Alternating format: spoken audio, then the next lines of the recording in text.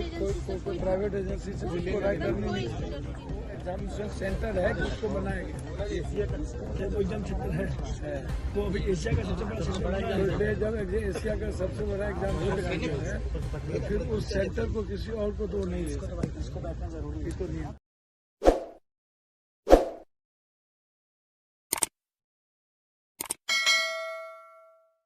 नमस्कार, आप ABJ news देखने की शुरुआत कर चुके हैं। मेरा नाम है राजा। पटना के गर्दनी बाग में बीपीएससी अभ्यर्थी पिछले कई दिनों से धरना प्रदर्शन कर रहे हैं। मांग है कि री एग्जाम हो, और जिस तरह से धरना प्रदर्शन के समर्थन में पप्पू यादव अब पूरी तरह से अभ्यर्थियों के समर्थन में धरना प्रदर्शन पे बैठ गया है।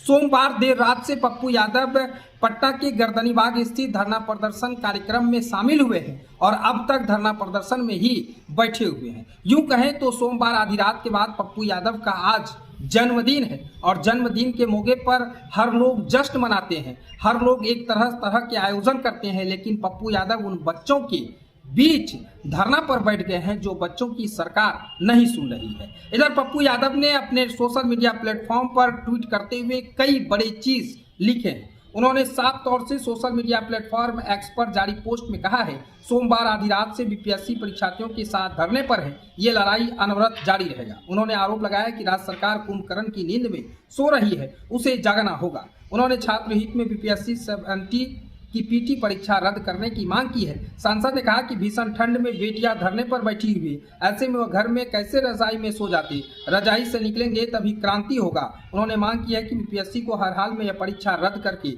फिर से एग्जाम कराना होगा, नहीं तो ये लड़ाई जारी रहेगी। पप्पू यादव ने मंगलवार की सुबह मीडिया से बातचीत में कहा कि आप सरकार बच्चों को परेशान करोगे, उन पर लाठियां चलाओगे, उन्हें फंसाने का प्रयास करोगे तो हमारे जैसे व्यक्ति उनके समर्थन में आएंगे। उन्होंने सभी विपक्षी सांसद व विधायकों से धरने पर बैठने की अपील किया है। सांसद ने यह भी कहा कि सत्ता पक्ष के एमपी और एमएलए को घर से बाहर निकलने ही नहीं देना चाहिए, उन सभी के घर के आगे धरना देना चाहिए। पप्पू यादव ने कहा कि हमारे पास मजबूत सरकारी सिस्टम है, इसके बावजूद दूसरे कोचिंग माफिया से पूछकर एग्जाम करा रहे हैं, ये पूरी तरह से गलत है। यानी साफ तौर से कहें तो पप्पू यादव का आज जन्मोत्सव है। उनके समर्थक जगह जगह पर उनके जन्मदिन पर विभिन्न तरह के कार्यक्रम कर रहे हैं, लेकिन पप्पू यादव अपने खुद जन्मदिन न मनाकर उन बच्चों के बीच पहुंचे हैं जो पिछले कई दिनों से इस कड़कड़ाती ठंड में धरना पर बैठे हैं। बस उन बच्चों की मांग है कि एग्जाम फिर से हो जाए। एक सेंटर का एग्जाम जो रद्द हुआ उससे एग्जाम के वजह से नहीं बल्कि पूरे बिहार का एग्जाम फिर से लिया जाए,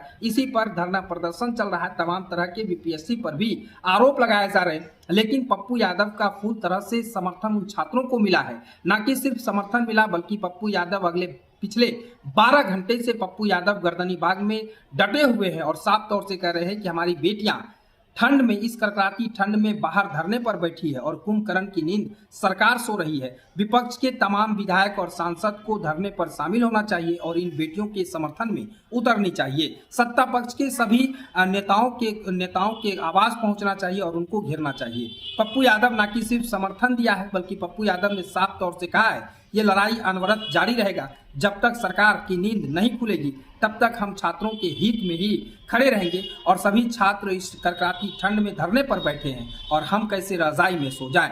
न कि सिर्फ इतना ही बात पप्पू यादव ने कहा बल्कि पप्पू यादव के जो समर्थक हैं वो लगातार जन्मोत्सव को खास मनाने के लिए लगे हुए हैं, गरीबों के बीच पहुंच रहे हैं, कहीं भोजन वितरण हो रहा है तो कहीं स्वास्थ्य शिविर लगाया गया है। इसी बीच पप्पू यादव पटना के गर्दनी बाग में धरना प्रदर्शन कर रहे हैं। फिलहाल ये खबर को हम यहीं छोड़ चले जाते हैं। खबर कैसा लगा कमेंट सेक्शन में बताइएगा। अगर आप नए हैं तो हमारे चैनल को सब्सक्राइब कर लीजिए। तब तक के लिए धन्यवाद।